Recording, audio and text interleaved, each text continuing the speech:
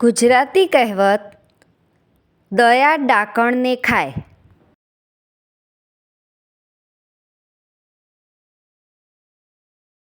દયા ડાકણને ખાય.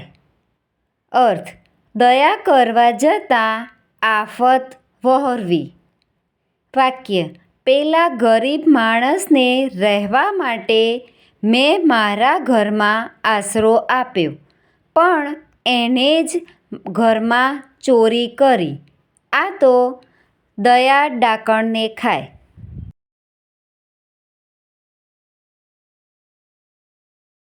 Thank you friends. Please like, share and subscribe.